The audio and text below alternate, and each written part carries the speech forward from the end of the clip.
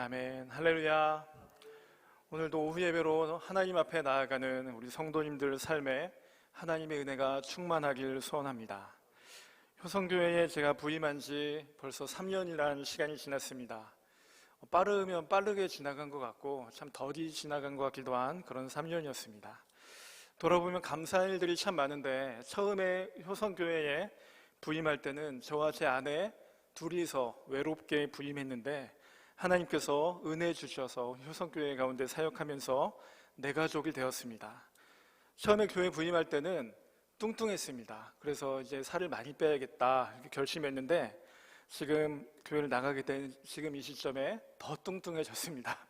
그래서 돌아보면서 효성교회 성도님들이 너무 저에게 사랑을 많이 주셨구나 생각되기도 하고, 또 다른 편으로는 살이 빠질 정도로 열심히 사역했어야 되는데 그러지 못했구나 하는 생각이 들어서 반성의 시간이 들기도 합니다.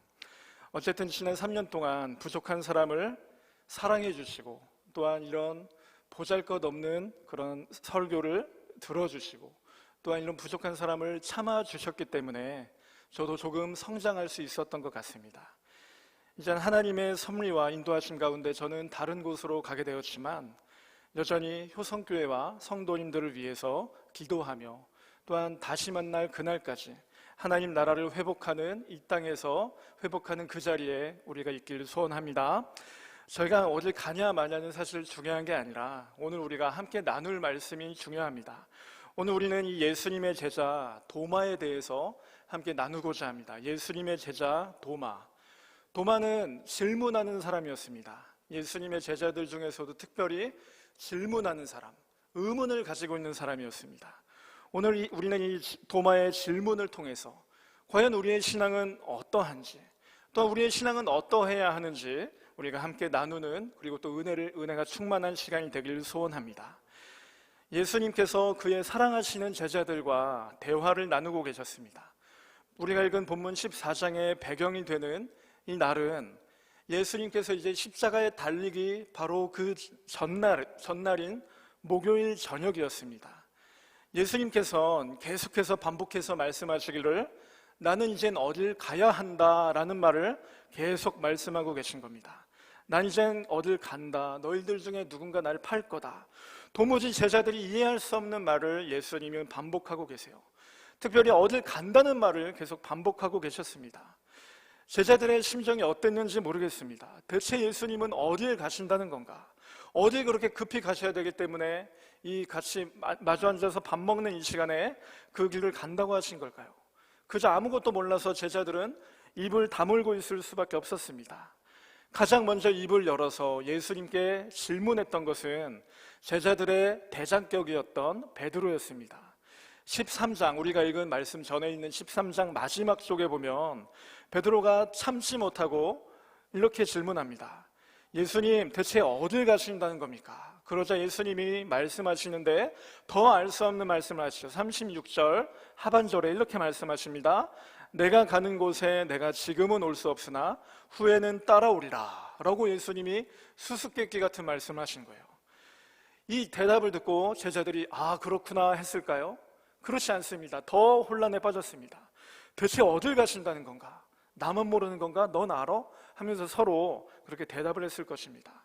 저와 여러분들은 이미 완성된 성경을 가지고 있고 완성된 구속사를 알고 있기 때문에 주님이 가신다는 이 길은 바로 십자가 죽음의 길이고 하늘로 올라가시는, 다시 하나님께로 올라가시는 그 길임을 저와 여러분들은 너무나도 잘 알고 있죠. 하지만 이 본문 현장에 있는 제자들은 예수님이 어디 가시는지 도무지 알 길이 없었습니다. 우리가 읽은 말씀 14장으로 와서 예수님은 더 힌트를 주십니다. 2절 말씀에 내가 너희를 위하여 거처를 예비하러 간다라고 말씀하셨어요. 너희를 위하여 거처를 예비할 것이다. 4절 말씀에 내가 어디로 가는지, 내가 가는 곳을 너희가 아느니라. 내가 가는 길을 너희가 아느니라 라고 말씀하셨습니다. 주님이 하나님께 갈 수 없는 우리를 위해서 대신 죽으시고 죄인인 우리를 위해서 이 죄인이 예수 그리스도의 공로로 말미암아 하나님께로 나아갈 수 있는 길이 회복된 것을, 하나님과 나와의 길이, 화평의 길이 열린 것을 주님께서 이렇게 말씀하신 것이죠. 이 말씀을 듣고 제자들이 박수를 치면서 아, 그렇군요.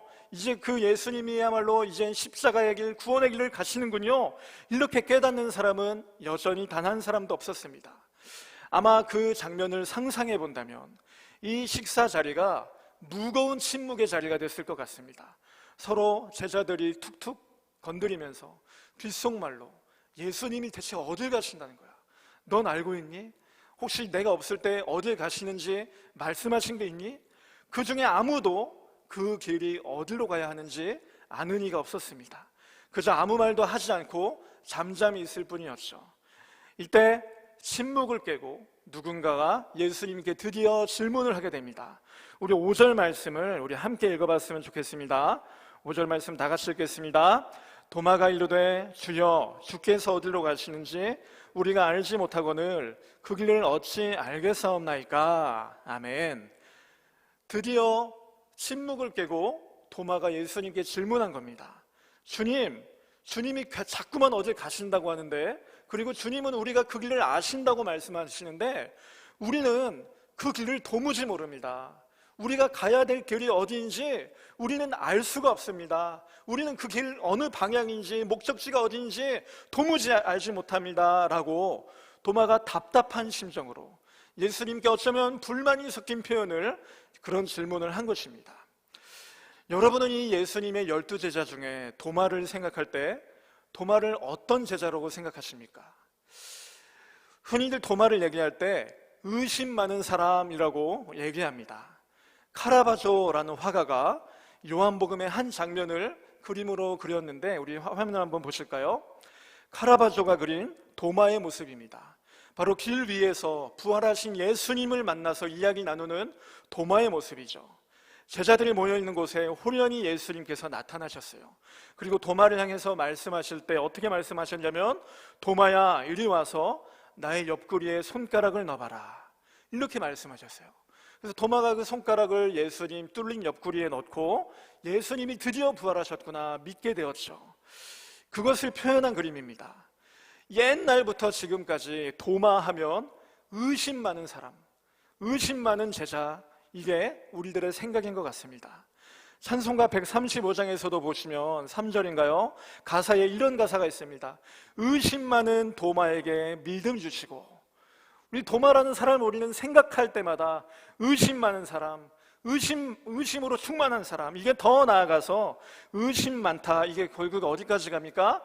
믿음이 없는 사람까지 부정적인 이미지로 우리는 때론 도마를 생각하게 됩니다. 오늘 우리가 읽은 본문에서도 도마는 그의 이미지를 충실하게 보여주고 있지요. 주님이 자꾸만 어딜 가신다고 하지만 우리는 그 길을 알 수 없습니다. 주님이 대체 어느 길로 가시는지, 그 목적지가 어디인지, 내가 어떻게 주님께 가야 될지 나는 모릅니다. 내가 그 길을 어떻게 알겠습니까? 사실 도마가 이렇게 말한 데는 다 타당한 이유가 있었습니다. 예수님 당시 고대의 이스라엘에는 길이 많은 나라가 아니었습니다. 이스라엘뿐만 아니라 옛날에 있는 모든 나라들이 길이 많지가 않았죠. 고대 국가들은 길이라고 부를 수 있는 것들이 흔하지 않았습니다. 우리나라도 마찬가지죠. 여러분, 저 문경세제라는 곳에 가보셨나요? 우리나라 여행지 중에 가장 아름다운 여행지 중에 하나로 뽑히는 문경세제라는 곳이 있습니다. 문경세제가 저는 뭘까 전혀 몰랐는데 몇 년 전에 그곳에 한번 가본 적이 있습니다. 정말 아름다운 곳입니다. 멋진 산길을 통해서 이렇게 등산을 하는 것인데, 알고 보니 이곳이 과거에 이 부산에서부터 영남 지방에서 서울로 올라가는, 그 시험을 보기 위해서 올라가고 과거 시험 보러 올라가고 또 상인들이 한양 땅으로 올라갈 때 이 문경세제를 통해서 올라갔다는 것입니다. 그래서 그 길을 걷는 사람들을 위해서 그 주막이라든가 아니면 여러 가지 관문이라든가 요새들이 만들어져 있는 것을, 그것이 지금도 남아있는 것을 본 적이 있었습니다. 이처럼 옛날에 길 중에 서울 올라오는 길 하면 자연스럽게 문경세제로 가면 된다, 이렇게 떠오르는 것처럼, 그리고 또 그뿐만이 아니죠. 옛날 우리 가요 중에 그런 노래가 있습니다. 종로로 갈까요? 청량리로 갈까요? 시골 살던 저도 종로 가는 길을 알고 청량리 가는 길을 알고 있습니다. 길은 뻔하다는 것이죠. 길은 많지 않습니다. 정해져 있습니다. 이것과 마찬가지로 이스라엘도 그랬던 나라예요. 예루살렘을 중심으로 가는 길들이 뻔했습니다. 북쪽으로 갈 때는, 저 사마리아로 갈 때는 동쪽 여리고성을 떠나 요단강으로 올라가는 그런 요단강 길이 있습니다. 남쪽으로 갈 때는 베들레헴을 따라서 내려가는 그런 길들이 있습니다. 지금 이 길들, 도마가 바로 그런 질문을 하는 겁니다. 사마리아를 가신다는 겁니까? 베들레헴을 가신다는 겁니까? 저 서쪽에 욥바를 가신다는 겁니까? 어딜 가시는지 우리는 알 수가 없습니다. 아마 예수님께서 가신다는 곳에 대해서 도마는 이 땅 위에 어느 장소로 오해한 것일 수도 있겠습니다. 그런데 그런 도마를 향해서 예수님이 뭐라고 말씀하십니까? 우리가 읽은 말씀 6절 말씀을 우리 다 같이 한번 읽어보면 좋겠습니다. 6절 말씀입니다. 예수께서 이르시되 내가 곧 길이요 진리요 생명이니 나로 말미암지 않고는 아버지께로 올 자가 없느니라. 아멘. 도마는 예수님께 그 길이 어딥니까? 동쪽으로 갑니까? 서쪽으로 갑니까? 북쪽으로 갑니까? 남쪽으로 갑니까? 목적지가 어딥니까? 모르겠습니다 하고 있는데, 우리 예수님께서는 내가 바로 그 길이다 라고 말씀하신 겁니다. 도마가 그 대답을 듣고 아 그렇구나, 내가 예수님만 따라가야지, 이렇게 깨달음을 얻었을까요? 3년 전에 도마는 예수님을 만났습니다. 도마는 다른 많은 제자들과 마찬가지로 갈릴리 해변 출신의 그런 제자입니다. 하지만 그 역시 어부였는지에 대해선 우리에게 알려져 있지 않습니다. 예수님은 도마를 향해서 나를 따라와라 말씀하셨고, 도마는 그 즉시 예수님을 따라서 온 이스라엘을 함께 돌아다녔습니다. 갈릴리의 가버나움부터 갈릴리 바다 건너편에 있는 고라신까지 모든 길을 예수님과 함께 걸어 다녔습니다. 가정집과 회당으로 다니면서 예수님의 설교와 가르침을 수도 없이 들었습니다. 1년에 3번이면 그들은 예수님과 함께 수도인 예루살렘으로 올라가서 유월절, 오순절, 초막절 그들의 명절을 지냈습니다. 도마는 예수님과 3년 동안 이스라엘에 있는 모든 길을 다 돌아다녔습니다. 예수님이 다니시는 길을 도마는 자기 손바닥 위에 있는 것처럼 꿰뚫고 있었습니다. 그런데 그 예수님께서 도마야, 내가 가려는 길은 바로 이 길이야, 이렇게 말씀하신 게 아니라 내가 바로 그 길이다 말씀하셨을 때 도마는 혼란에 빠져버린 것입니다. 도마가 무식했기 때문이 아닙니다. 저와 여러분들이 만약 도마의 자리에 있었더라면 예수님께서 내가 길이다 이 말씀을 하실 때 곧바로 내가 예수님을 따라가야지, 내가 예수님을 끝까지 믿어야지, 이런 믿음의 고백을 하실 수 있었을까요? 그렇지는 않았을 것입니다. 아마 우리들도 어쩌면 도마처럼 멍한 상태로 대체 무슨 말씀을 하시는지 이해할 수 없었을 것 같습니다. 그렇기 때문에 많은 이들은 이런 질문을 하는 도마를 믿음이 없다고 합니다. 하지만 도마는 어쩌면 성경에 나오는 사람들 중에 가장 억울한 사람일 수도 있을 것 같아요. 모든 그리스도인들이 도마하면 의심 많은 사람이라고 하잖아요. 하지만 그 자리에 있었던 모든 제자들이 도마뿐만 아니라 예수님의 이 말씀을 이해할 수 없었습니다.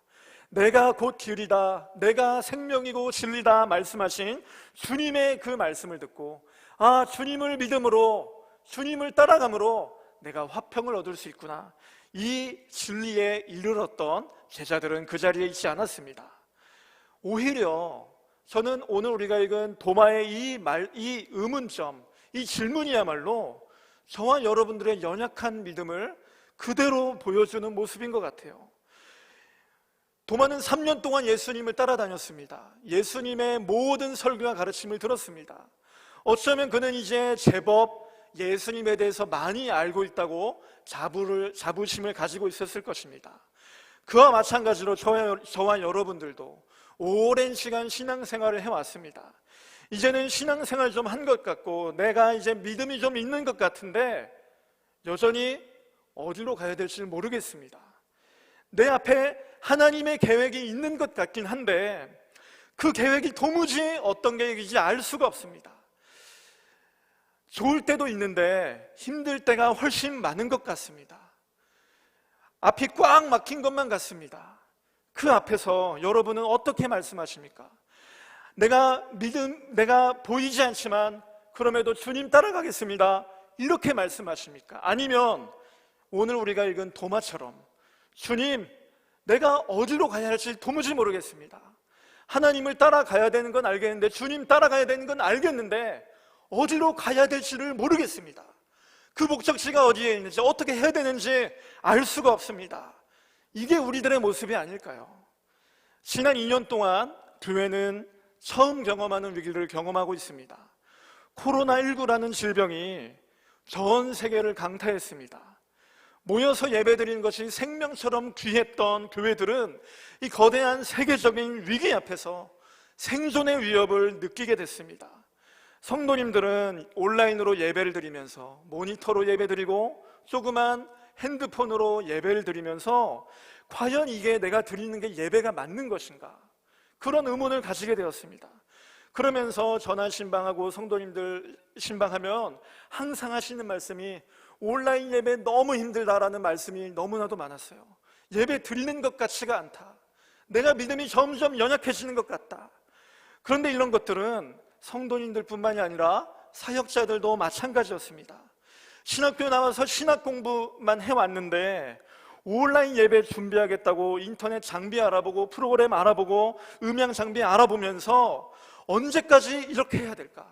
언제까지 이런 새로운 환경, 새로운 거 만들면 또 새로운 거 준비해야 되고, 자기의 한계를 느낀 그런 사역자들이 많아서 지난 2년 동안 사역을 포기하는 사람들도 부지기수로 늘어났습니다. 그뿐만이 아닙니다. 때로 단순히 어떤 질병으로 인한 그런 변화가 아니라 오늘 우리가 살아가는 이 시대를 4차 산업혁명 시대라고 부르고 있습니다. 4차 산업혁명 시대, 다른 시대가 되었다는 것이죠. 몇 년 전에 전 세계에서 바둑을 제일 잘 두는 이세돌이 누구에게 졌는지 여러분 기억하시나요? 인공지능 컴퓨터, 그 이름이 뭐였죠? 알파고에게 완패했습니다. 알파고에게 진 걸 시작으로 이제는 햄버거 하나 사 먹으려고 해도, 여러분 햄버거 사 먹으러 그 햄버거집 가신 적 있으신가요? 사람이 이젠 주문을 안 받습니다. 우리 화면을 한 번만 보여주시겠어요? 햄버거 사 먹으러 가면 이상한 기계 앞에서 주문을 해야 됩니다. 얼마 전에 뉴스를 봤는데 어떤 60대 어머님께서 햄버거 좀 드시고 싶어서 가게 갔다가 사람이 주문 안 받고 이상한 기계 앞에서 도대체 뭘 눌러야 될지 모르겠는 거예요. 도대체 뭘 눌러야 될지 모르겠어서 한참 헤매다가 뒤에서 젊은이들이 좀 빨리 좀 하세요, 그런 말 듣다가 거기에서 펑펑 눈물이 나왔다는 거예요. 내가 몇 년 전만 해도 그냥 햄버거 사 먹으러 가면 얼마든지 주문 받았는데 이제는 햄버거 하나 마음대로 사 먹지 못하는 시대가 된 것 같은 거예요. 그래서 딸한테 전화해서 야, 나 완전히 늙었나 봐, 나 이제 못 쓰는 사람 됐나 봐, 그런 절망을 느꼈다는 것입니다. 그리고 그 옆에 있는 건 뭐냐면 인공지능 그 서빙하는 거예요. 이제는 사람이 이제 서빙도 안 합니다. 로봇가 서빙을 하는 시대가 된 거예요. 로봇가 서빙을 하면 일자리가 당연히 사람의 일자리도 줄어들겠죠. 이 AI, 인공지능이 사람보다 더 뛰어나고 심지어는 그림도 잘 그리고 작곡도 더 잘하고 소설까지도 인공지능이 더 잘 쓴다고 합니다. 심지어는 더 극단적인 예를 들어드리자면 독일에서는 인공지능 목사가 만들어졌다는 거예요. 화면을 한번 넘겨주시면 옆에 팔을 이상하게 벌리고 있는 기계가 있죠. 엄청 별로같이 보이지만 독일에 있는 인공지능 목사랍니다. 일정하게 입력을 하면 거기에 맞는 성경 구절과 또 어떤 메시지를 찾아서 이 기계음으로 우리에게 들려주는 것이죠. 지금은 그냥 단순한 서비스 차원이지만 앞으로 여러분들이 다니는 교회, 저 같은 사람이 아니라 로봇이 서 있으면 여러분 어떠실 것 같아요? 그때 은혜를 받으실 수 있을까요? 그 옆에 있는 건 이제 중국에 있는 그 인공지능 로봇 스님이라고 합니다. 여러분, 우리가 살아가는 시대가 이렇게 변해가고 있다는 거예요. 완전히 변해가고 있습니다. 완전히 세상이 변해버리고 있고, 그리고 또 우리가 이 신앙생활하는 교회의 모습도 완전히 변해버리고 있는데, 그렇게 완전히 새로운 시대가 되었는데 우리는 이 세상에서 햄버거 하나 사 먹지도 못할 정도로 도무지 어디로 가야 될지 모르겠는데, 그런 것뿐만 아니라 우리의 신앙적으로도 과연 우리들은 예수님을 따라서 제대로 가고 있습니까? 목사로서 여러분께 답을 드려야 하는 그런 위치에 있지만 죄송하지만 저도 사실 이 대답을 제대로 해드릴 수가 없어요. 저조차도 지금 제가 제대로 된 길을 가고 있는지 모르겠습니다. 코로나 시대에 완전히 바뀌어가는 이 혼란한 시대 가운데 내가 어떻게 가야 되는지, 어느 길로 가야 되는지 잘 모르겠어요. 답답합니다. 어떻게 해야 되는지를 모르겠어요. 그게 바로 도마의 마음이었습니다. 예수님이 따라오라고 말씀하시는데, 너희들은 길을 알고 있다 말씀하시는데, 도마는 도무지 그 길을 알 수가 없는 거예요. 믿음은 내 안에 있는 것 같은데 믿음보다 나의 한계가 더 크게 느껴집니다. 소망이 있는 것 같은데 내 안에 있는 좌절이 더 크게 느껴집니다. 주님이 길을 따라오라고 하는데 정작 내 앞이 꽉 막혀 보입니다. 그게 도마의 심정이었습니다. 우리의 심정도 이와 같지 않습니까? 주님을 따라가겠다고 말은 하지만, 내가 믿음은 있는 것 같지만 내가 가야 할 길을 잃어버리고 있는 것은 아닙니까? 어디로 가야 할지 모르겠고 어느 곳으로 가야 할지 모르겠는 것이 바로 이 도마와 같은 심정으로, 답답한 마음으로 주님, 내가 대체 어디로 가야 합니까? 탄식하는 것이 우리들의 모습은 아닌가, 저는 말씀을 보면서 생각해 보았습니다. 하지만 요한복음을 계속 보시면 도마의 이야기가 여기서 끝나지 않음을 우리는 알고 있습니다. 예수님은 예언하신 대로 십자가에 달려 죽으십니다. 죽으심을 이기고 3일 만에 부활하시죠. 부활하신 예수님은 제자들에게 나타나셨습니다. 요한복음 20장에 예수님은 이제 제자들을 만나서 그들을 격려하시고 그들에게 축복을 하십니다. 믿음이 부족했던 이 제자들의 믿음이 완성되는 그런 순간들이었습니다. 그런데 예수님이 제자들에게 나타나서 나는 부활했다, 너희들에게 축복이 있을지어다 복을 전하는 그 자리에 도마는 없었습니다. 요한복음 20장 24절 말씀을 여러분 한번 펴보실까요? 우리 함께 읽겠습니다. 12제자 중에 하나로서 디두모라 불리는 도마는 예수께서 오셨을 때 함께 있지 아니한지라. 아멘. 예수님이 제자들 중에 나타나셨는데 그들에게 바람을 넣으시면서 복이 있을지어다 말씀하셨는데 그 자리에 도마는 없었습니다. 왜 도마는 그 자리에 없었을까요? 모든 제자들이 설레는 마음으로 부활하신 예수님을 만나는데 왜 도마는 그 자리에 없었을까요? 아마 어쩌면 예수님이 십자가에 못 박혀 죽으시는 모습을 숨어서 지켜보면서 큰 절망과 실망을 느낀 게 아닐까요? 예수님을 3년 동안 열심히 따라왔지만, 십자가 밑에까지 따라갔지만 이젠 그 길이 여기서 끊어지는구나 생각했던 것 같습니다. 다른 제자들은 예수님이 돌아가신 후에 무덤 곁을 맴돌면서 자기들끼리 모였지만 도마는 그거조차 하기가 싫었습니다. 아무 의미가 없다고 여겼기 때문입니다. 로마 병사가 무서워서 멀리서 보았지만 도마는 자기의 두 눈으로 똑똑히 보았습니다. 예수님의 두 손과 발이 두꺼운 못에 박히고 예수님의 그 옆구리에 창이 찔려서 날카로운 창에 예수님의 옆구리 구멍이 찔려 물과 피가 흩날리는 모습을 도마는 똑똑히 보았습니다. 3년 동안 성실하게 예수님을 따라다녔습니다. 모르는 게 있으면 모를 때마다 예수님, 이건 어떻게 된 겁니까? 질문도 하면서 모든 말씀을 다 들었습니다. 자기 안에 믿음이 생겨난 것 같았습니다.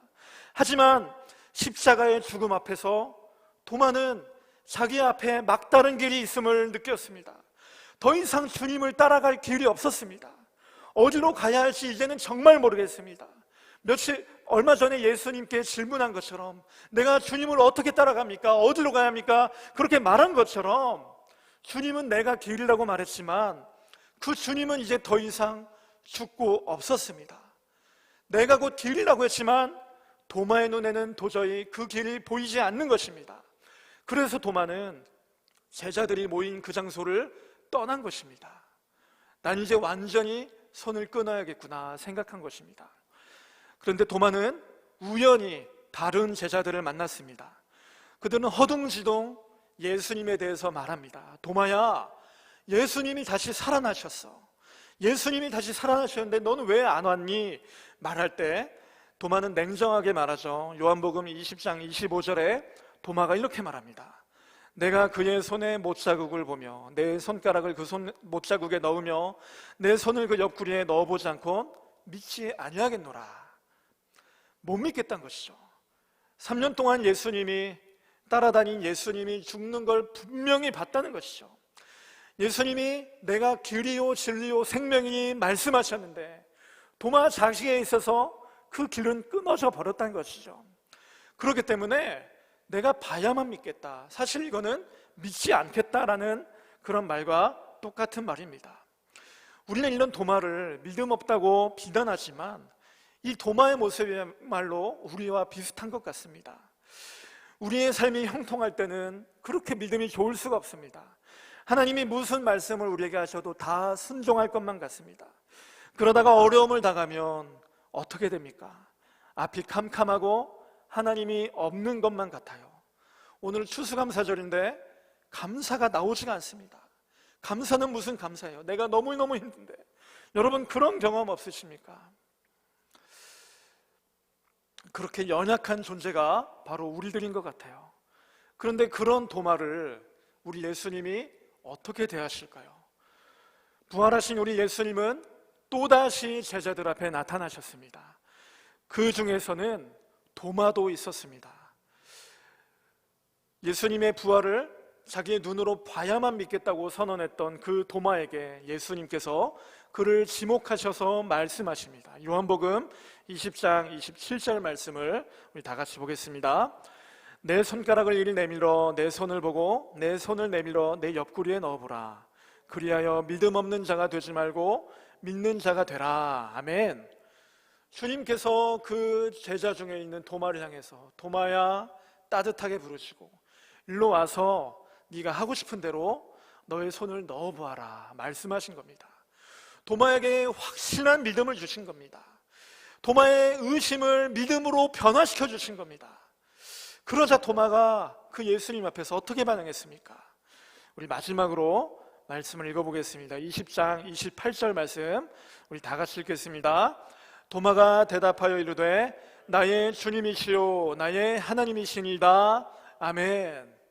도마가 예수님의 말씀대로 손가락을 만져보고 옆구리에 손가락을 넣어봤습니다. 그리고 도마가 이제는 인정합니다 이렇게 말하지 않았어요.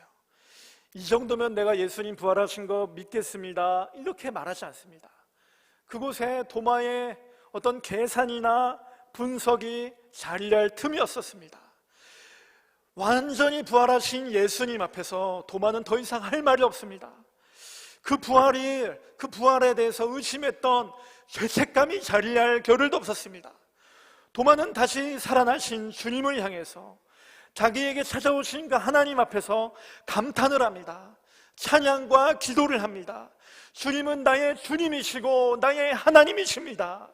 이는 도마의 영혼 깊숙이서부터 나오지 않고는, 소리치지 않고는 견딜 수 없는 탄식과도 같은 기도였습니다.